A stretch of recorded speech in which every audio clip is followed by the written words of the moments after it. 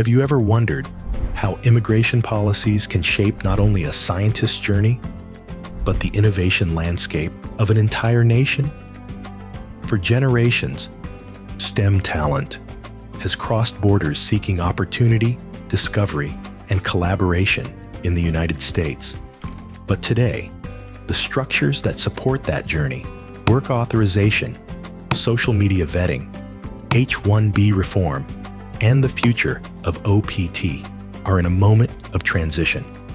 We're about to explore 4 stories that illuminate the tension between possibility and policy. Before we begin, make sure to like, comment, and subscribe. It helps this channel reach more STEM professionals navigating these evolving pathways. Let's begin.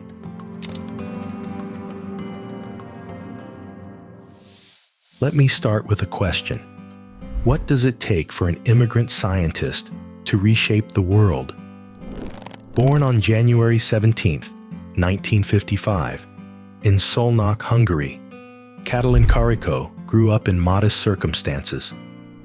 Her father was a butcher, her mother a bookkeeper, and her family lived without modern comforts.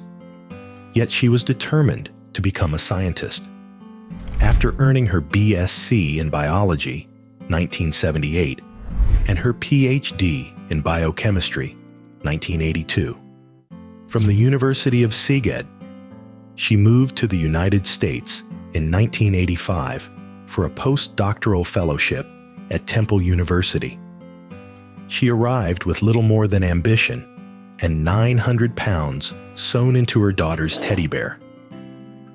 In 2005, she met immunologist Drew Weissman, leading to a breakthrough, modified mRNA, that could avoid triggering immune overreactions. Their research became the foundation of the Pfizer/BioNTech and Moderna COVID-19 vaccines. On October 2, 2023, Karikó and Weissman received the Nobel Prize in Physiology or Medicine for their pioneering work. Her journey demonstrates how global talent and U.S. research ecosystems shape innovation. As attorney Chris M. Ingram says, Katalin's story reminds us that possibility is not accidental, it is built. Immigration is not just about entry, it's about contribution. If we design our careers, our institutions, and our policies with that in mind, we don't just keep talent, we unleash it. But before we go, I want you to pause and think about something. How many breakthroughs are we missing right now because opportunity is blocked? Karikó didn't let that stop her. But I want to know what resonates with you personally. Which chapter of her story inspires you the most? What happens when your digital history becomes part of your immigration file? Since 2019, the U.S. has required visa applicants to disclose 5 years of social media handles. This isn't just a one-time check. Systems like Atlas now allow for continuous vetting of your public footprint. By 2025, scrutiny intensified. New mandates screen students and green card applicants for specific ideological content. But here's the problem. Algorithms are terrible at understanding sarcasm, context, or technical humor. For STEM professionals active on GitHub or Reddit, this is dangerous. A retweet could be read as an endorsement, and a code snippet as a threat. While supporters claim this helps verify identity, oversight bodies argue it chills free speech while producing very little actionable intelligence. As attorney Chris M. Ingram says, if you are building a life in the United States, assume that your digital footprint travels with you. But don't let fear silence your voice or erase your achievements. The real answer is not to shrink back, but to insist that immigration screening be smart, lawful, and grounded in respect for human dignity. Your story and your science still matter. So ask yourself, does your online persona actually match who you are in real life? Because right now, the law treats them as the same thing. I want to hear where you stand on this. Is social media vetting the new normal we just have to accept? Or should we be fighting back? Sound off in the comments. Here's a question. What does fairness look like when the rules change mid-journey? Between February 2024 and January 2025, DHS and USCIS restructured the H-1B system. On February 2nd, 2024, DHS published Improving the H-1B Registration, Selection Process, and Program Integrity, effective March 4th.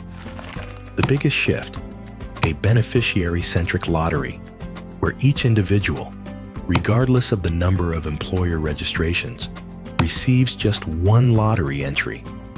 Registrants must provide the passport the beneficiary will use to enter the U.S.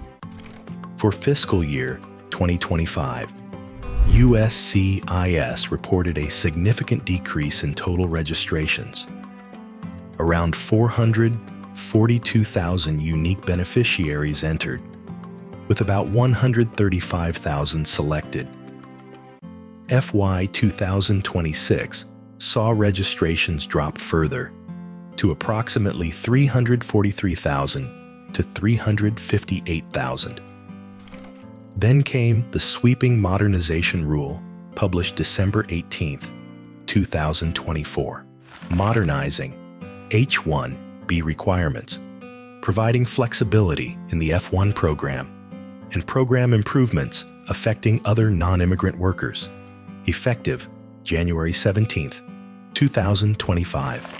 Key changes included a clarified specialty occupation definition requiring degrees directly related to job duties, expanded cap gap protection through April 1st, codified site visit authority, requirements that positions be bona fide and non-speculative, recognition that startup founders may qualify, a strengthened deference policy for prior approvals. Analysts view the reforms as overdue, but caution that oversight and documentation demands will increase.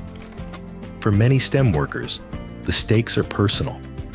A single lottery entry, evolving job descriptions, company restructuring, or a shift into entrepreneurship can dramatically affect status. As attorney Chris M. Ingram says, rules come and go, but one thing has not changed. The U.S. still runs on STEM talent. Your best strategy is to understand the system, document your value, and keep moving forward.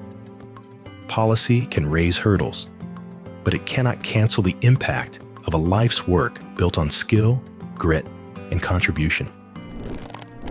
The rules changed mid-game. For many of you, that means relief. For others, it means a whole new set of headaches. Ask yourself this: do you feel more confident in the H-1B system today than you did 2 years ago? It's a simple yes or no, but the answer says a lot. Let's hear it in the comments. What's one change you'd make to the H-1B system? Here is the looming question. Is the U.S. about to cut off its own supply of scientists?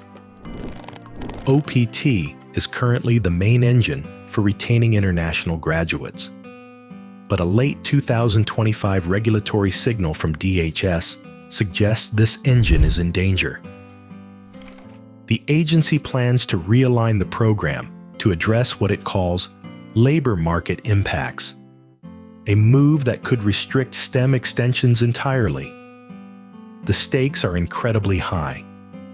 Universities and tech giants argue that without OPT, enrollment will drop and research labs will empty out. It's a clash of data versus politics. Critics view the program as a way to undercut American wages, yet peer-reviewed studies consistently show that OPT participants drive innovation without displacing local workers. As attorney Chris M. Ingram says, the OPT pathway has served as a runway for STEM talent. If that runway is shortened, you still need to land, but you'll have less glide path. For individuals, institutions, and industries, that means planning early, understanding new rules, and aligning your strategy with a changing system. Talent still matters, so does the legal pathway for staying. Reflect on this. If the rules tighten, are we filtering for the best talent or just the talent that can afford to wait? This affects millions of lives. I want to hear from the students and grads watching. If you were in charge of the Department of Homeland Security, what would you do with OPT? A. Expand it. Keep the talent here. B. Restrict it. Protect local market. C. Leave it alone.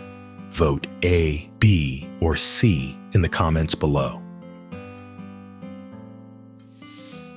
If these stories clarified the landscape for you, make sure to like, comment, and subscribe. And remember, if you're navigating your immigration journey, visit breakthroughusa.com to book a free consultation with the law offices of Chris M. Ingram. Get clear, strategic guidance tailored to your career.